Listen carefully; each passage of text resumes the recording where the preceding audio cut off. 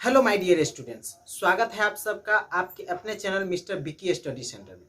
दोस्तों, बिहार बोर्ड के एग्जाम आने वाले हैं, आप सबको पता है। तो 10th वाले का एग्जाम चल रहा है, मतलब होने वाले हैं, चल नहीं रहा है, होने वाले एग्जाम। तो मैं क्या कर रहा हूँ कि अभी आप सबके लिए मोस्ट इंपॉर्टेंट क्वेश्चन बताने वाला हूँ, और ये एग्जाम के लिए ही नहीं है, ये एक टॉपिक है जिसपे मैं आपको लेक्चर के जरिए आपको समझाने वाला हूँ।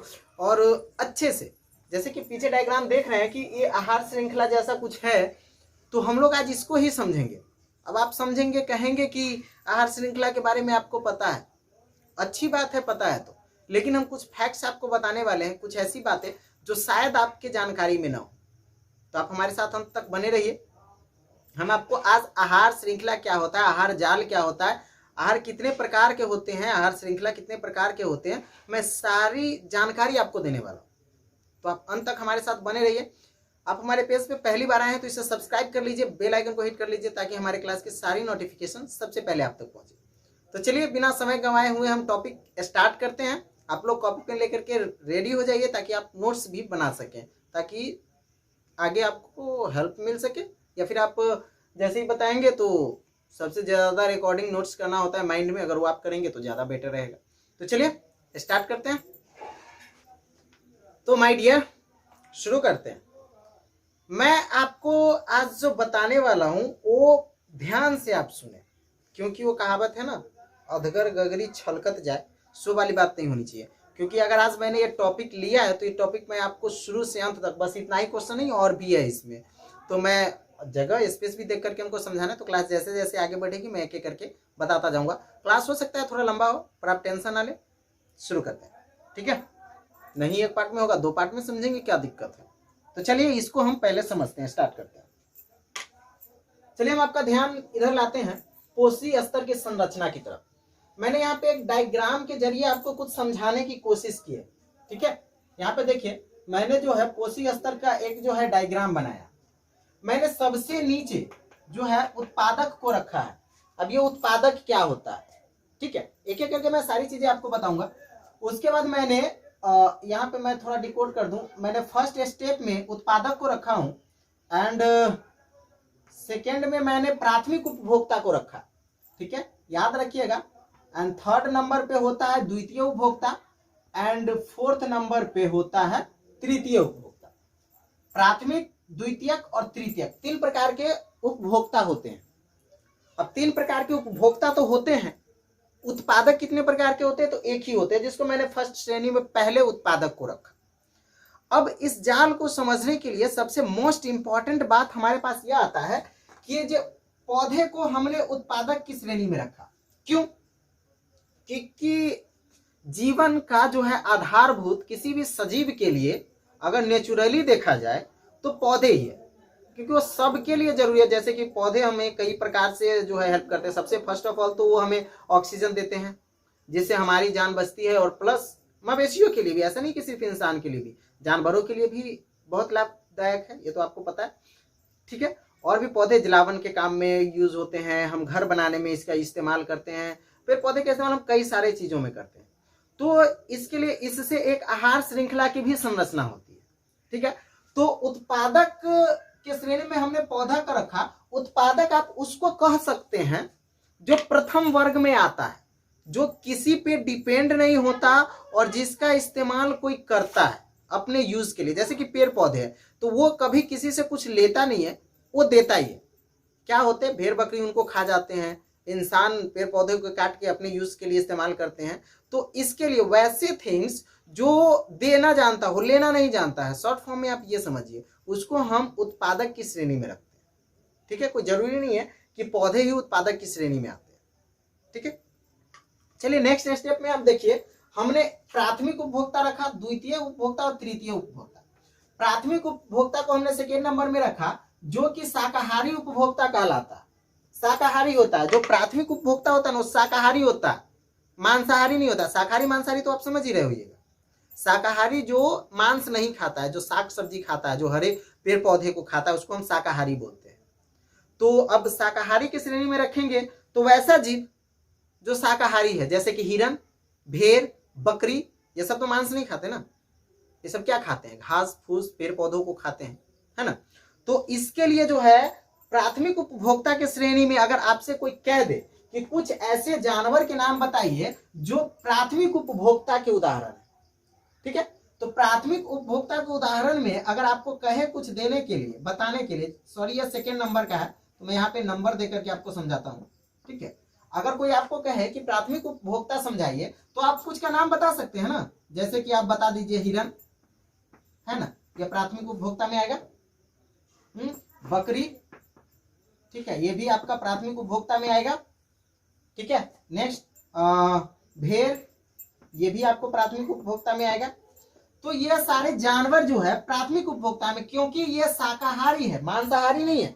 तो वैसे जीव जो शाक का आहार करते हैं उसे हम शाकाहारी कहते हैं, घास फूस खा के ही रहते हैं, ये तो कभी मीट मछली नहीं खाते, तो इसके लिए ये प्राथमिक उपभोक्ता कहलाएंगे। आई होप आप प्राथमिक उपभोक्ता समझ गए। चलिए अगले थर्ड स्टेप पे है द्वितीय उपभोक्ता। अब ये द्वितीय उपभोक्ता क्या होता है, ठीक है। तो द्वितीय उपभोक्ता की श्रेणी में हमने मांसाहारी को रखा, और मांसाहारी में कौन सा जीव आता है, जो प्राथमिक उपभोक्ता वाले का भोजन करता है, यानी कि जो प्राथमिक उपभोक्ता को खाता है वही द्वितीय उपभोक्ता में आता है। अब यहाँ पे सबसे मैटर यहाँ पे ये हुआ कि जो उत्पादक की श्रेणी में आता है उसको प्राथमिक उपभोक्ता वाले खा जाते हैं, और जो प्राथमिक उपभोक्ता में आते हैं उसको द्वितीय उपभोक्ता वाले खा जाते हैं, ठीक है। तो इसके लिए इसको मांसाहारी की श्रेणी में रखा गया है। तो अगर आपको कोई कहे कि बाबू बताइए जरा कि कुछ द्वितीय उपभोक्ता में जो आने वाले हैं उसका नाम हमें बताइए, तो आप कैसे बताएंगे। अब आप सोचेंगे क्या है द्वितीय उपभोक्ता, तो आपको याद रखना जो प्राथमिक उपभोक्ता को खाता है ना वही द्वितीय उपभोक्ता में आता है, जो खाता है वो आता है।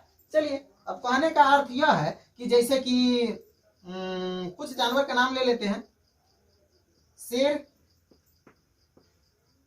सॉरी शेर हो गया ढेर, उसके बाद हो गया बाघ, है ना, ऐसे कुछ जीव जो प्राथमिक उपभोक्ता वालों को खाते हैं, ठीक है, तो वो कहलाते हैं मांसाहारी। और हमने तृतीय उपभोक्ता में रखा सर्वोच्च मांसाहारी को।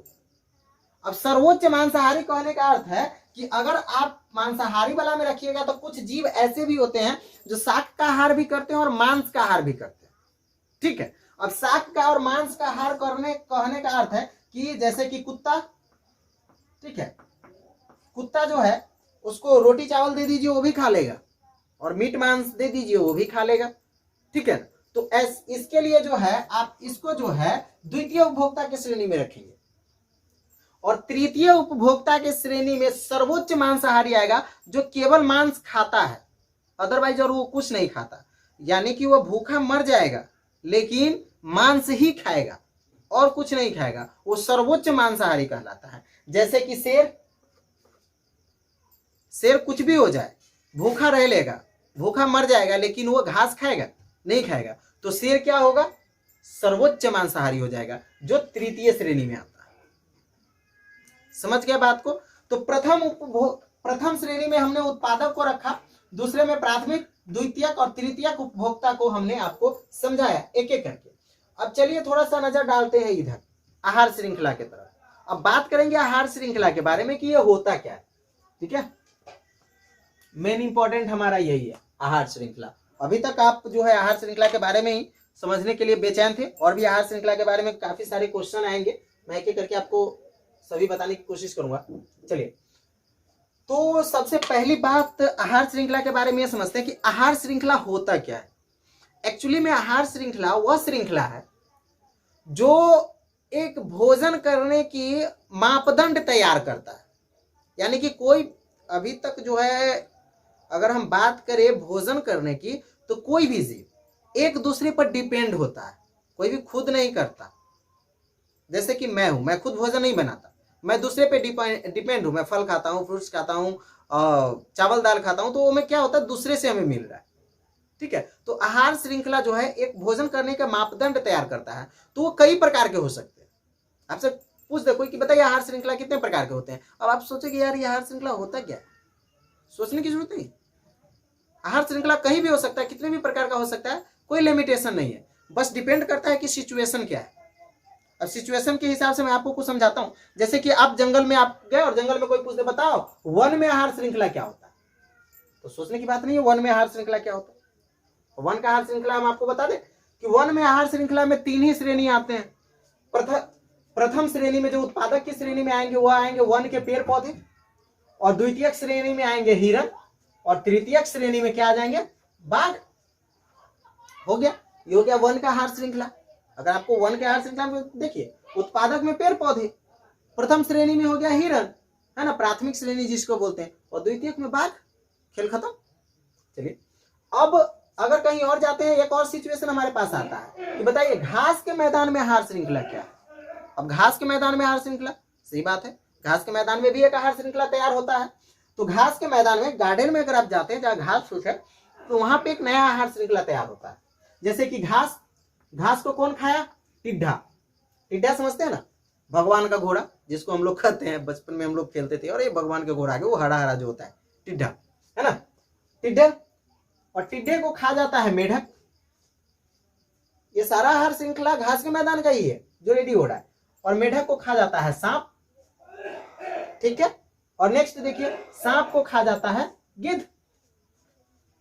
अब ये एक आहार श्रृंखला, एक भोजन करने का पैमाना तैयार हो गया कि घास जब प्राथमिक श्रेणी में आया तो टिड्डा उसको खा गया, टिड्डा को मेढक खा गया, मेढक को सांप खा गया, सांप को गिद्ध खा गया। यानी कि सब एक दूसरे पे डिपेंड है। बात समझ रहे हैं ना, मैटर को समझिए। अब चलिए एक और आहार श्रृंखला हम आपको समझाते हैं। एक है तालाब में आहार श्रृंखला। अब तालाब में भी आहार श्रृंखला होता है। अब तालाब का आहार श्रृंखला क्या होता है सो समझिए। प्लांकटन जिसको मछली खाता है, प्लांकटन क्या होता है ना कि तालाब के जड़ में कुछ पौधे जैसा होता है।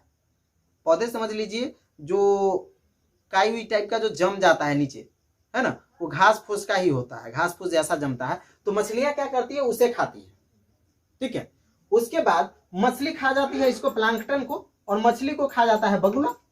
ये हो गया आपको तालाब का आहार श्रृंखला। और भी कई जगह कई प्रकार के आहार श्रृंखला तैयार हो सकते हैं, बस डिपेंड करता है सिचुएशन कहाँ है, किस पर डिपेंड कर रहा है। आहार श्रृंखला हमको कहाँ के बारे में हमको बताना है, वो डिपेंड करता है, ठीक है माय डियर। तो चलिए आहार श्रृंखला के बारे में कुछ क्वेश्चन यहाँ क्लियर हो गया। क्लास काफी लंबा होगा, तो चलिए पार्ट 1 में ये रहा। पार्ट 2 फिर हम कल आपके लिए कुछ लाएंगे जिसमें हम आपको और अच्छे से मतलब दूसरा क्वेश्चन समझाएंगे, ठीक है। तब तक के लिए bye, best of luck and thanks for the watching.